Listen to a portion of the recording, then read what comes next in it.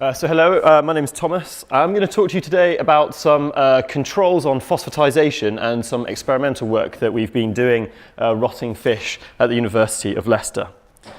So I'm sure all of you are really well aware, but calcium phosphate is an orthogenic mineral. It replaces soft tissues, and it's been claimed to be the holy grail of exceptional preservation, and has also been cited as the Medusa effect, because it has this ability to replicate soft tissues that would normally be completely absent from the fossil record, much like this beautiful fossil octopus from the Cretaceous of Lebanon.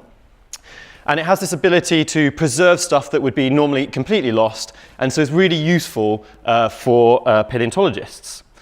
But calcium phosphate is exceptional as well because it actually preserves down to the cellular and subcellular level. So these are some examples from the Sonhofen of crustacean muscle fibers and gill filaments, and these anatomical features would normally be lost incredibly quickly from decay. So really, really useful for paleontologists. But there's a bit of a bias when you're looking at phosphatic preservation, and that's especially prevalent when you're looking at internal organs. So you get selective preservation. So this is a beautiful fossil fish from the Santana that's been CT scanned, and you can see gills and muscles, hearts and intestines, but where are the rest of the internal organs? Where are things like the kidneys and the liver? Why do we seem to get this selective preservation? And what's really interesting is this happens across pretty much every phosphatic Lagerstätten, and it also seems to happen across an entire, basically both invertebrates and vertebrates, but it's seen across all vertebrate groups. So I've chosen here another example, which is this beautiful fossil frog from the Libros, which has phosphatized stomach and also dermis, but it has other orthogenic minerals preserving other internal organs. So why do we see this selective preservation happening? So this has been looked at by taphonomists for a couple of decades now, and most of this works around experimental decay. And early examples of this use things like crustaceans. And what they found was that in closed conditions, where decay fluids can't escape away from the carcass, then basically due to bacterial metabolism and cellular autolysis, the pH around the carcass drops dramatically. And this is really, really important, because one of the primary controls on phosphatization is pH. So we know that in seawater, calcium carbonate preferentially precipitates, but once you lower the pH below 6.38, a threshold known as the calcium carbonate phosphate switch, calcium phosphate will preferentially precipitate. And this has been termed in the literature as, it's really not that in the media. So once you pass through this threshold into the calcium phosphate window, that's what it's basically called in the literature. So if pH is the dominant control, as it's hypothesized to be, why is selective preservation occurring?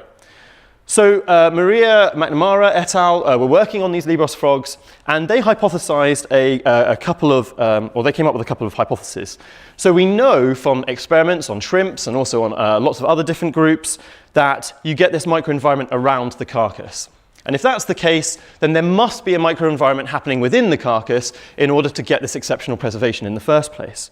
But Maria went further, and she hypothesized that it could be that specific organs generate their own specific microenvironments. So things like the stomach, for instance, are very acidic, and that's why maybe they have a higher propensity to phosphatize than something like the liver or the kidneys. But there is also an alternative, which is that the body cavity, so that's the sort of the hollow space where your body organs, which is normally lined by a membrane like the peritoneum in vertebrates, that is the control which is basically keeping these decay juices in. And if that is the case, then why is selective preservation happening if all of the body organs are inside this basically acidic soup? So we wanted to test this hypothesis experimentally and see if we can investigate what was happening inside a carcass. But there are a couple of problems with that, and that's mainly due to experimental limitations. So this is some of the work that I did previously on some octopus participants. And there are several limitations, mainly around the equipment that we use in order to do this. So the equipment that we use are pH probes, quite obviously, but the pH probes are very fragile. They have to be calibrated basically every time you use them. And also, they don't like to be in contact with tissue for long periods of time. They decalibrate. So we wanted to design an experiment which would be able to look inside a carcass in real time and not have these issues that have been basically plaguing these experiments previously. The other problem is that because we can't look inside the carcasses, the external conditions have been used as a proxy. So we wanted to see if they were different. So how did we do that? Well, we chose sea bass. We can get hold of sea bass quite readily. You need a license to kill these animals, so we can get them from fishmongers, and we had an arrangement with fishmongers so we could get them literally fresh out of the sea. And then what we decided to do is we decided to investigate 3 internal organs, the stomach, the liver, and the intestines. We know that stomachs and intestines seem to phosphatize quite readily, but livers don't tend to phosphatize at all, so we wanted to investigate those 3. We also wanted to investigate the muscles, so we decided to investigate them outside of the body cavity, so that we could see if separate microenvironments were occurring inside the cavity, inside the body during decay. So how did we do this? Well, we made incisions in the carcass through the dermis, above all of the organs that we wanted to do. We then used these very robust pH probes, and we inserted them inside the body cavity and actually penetrated the organs that we wanted to investigate.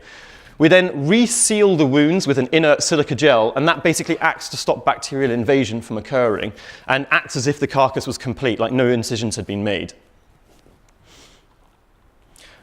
So what do we see? Well, we can plot our data on a graph that looks like this. We have pH running up the side, and we have time along the bottom. And I've marked on this calcium phosphate window in dark gray. So basically, you need your pH trajectory of your organs to fall inside this window in order to stand a chance of at least phosphatizing. So on day 0, the fish looks pristine, as you would expect. On day 30, the body cavity starts to rupture. And by day 60, the fish is almost completely fully disarticulated. And that's really important because by day 30, once the body cavity ruptures, the artificial seawater that we keep these fish in during the experiment can invade and basically massively skews our results. It makes the pH massively rise. So we can only collect data for the first 30 days. So what do we see? Well, if we plot the external conditions around the fish, because we had a pH probe that sat outside while the others were running, what we see is what we would expect to see. The pH drops fairly rapidly. Within the first 5 days, it enters the calcium phosphate window. It persists for around 15 days, and then it slowly starts to rise as the fish disarticulates. But if we look at the internal organs, you see that they have very different trajectories. So in the stomach, the intestines, and the liver, they all start well within the calcium phosphate window, and they persist within that window for the entirety of the experiment. There are also some really interesting things we saw when we were looking at the actual decay of the fish itself, and that is within the first sort of 5 days, most of the internal organs have started to lose their structure, and they're looking pretty gooey. Some of them are really, really difficult to identify at this point. By about day 10, nearly all of the internal organs bar the intestines are gone. They're just this sort of dark proteinaceous, foul-smelling slime. And then by about day 15, all of the internal organs, including the liver, have completely decayed. And what's really interesting is that as decay continues, it drives sort of the pH lower, and then as the internal organs are basically used up by the bacteria and cellular autolysis completely breaks them down, the pH then starts to rise back up again.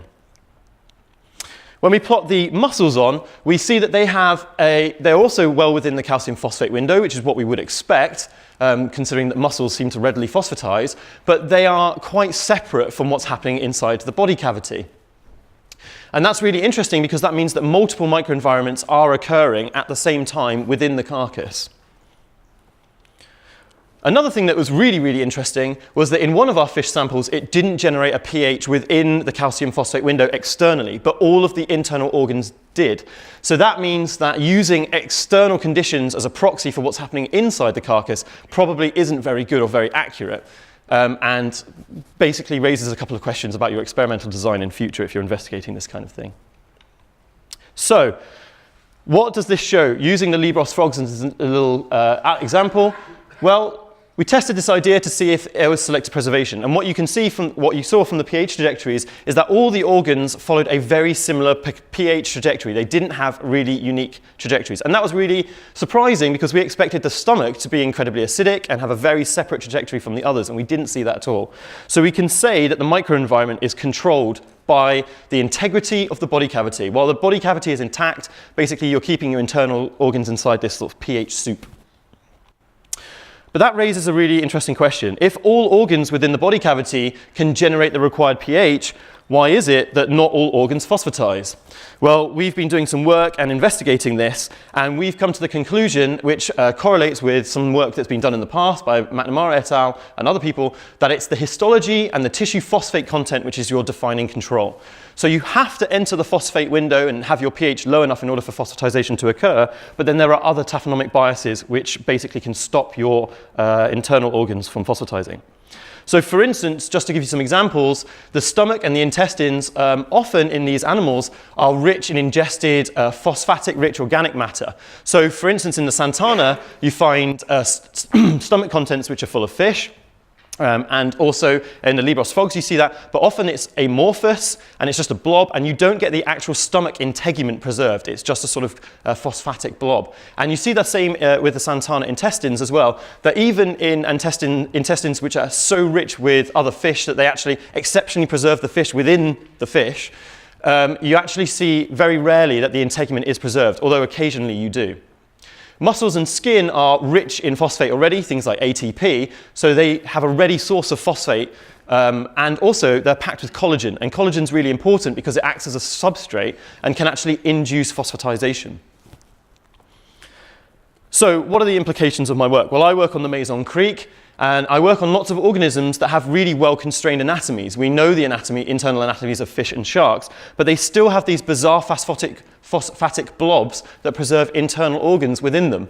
And that's really difficult because these animals are often preserved in really bizarre orientations, and actually making inferences on what these organs are is very, very difficult. So our data can help interpret these phosphatically preserved internal organs. We can make inferences on what they're more likely to be. And if you think you have something that's phosphatically preserved like a liver, well, it's probably not likely. But if you have exceptional morphological evidence that it is a liver, then your fossil has definitely undergone a unique and bizarre taphonomic process that you need to understand when you're interpreting your fossil. And that's especially prevalent when you're looking at these enigmatic organisms in deep time. So I'll leave you with a little time lapse of me setting up one of these experiments. Luckily, you don't have to see me pulling it out because it's absolutely disgusting. And I'd be happy to answer any questions that you have about my experiment or phosphatization.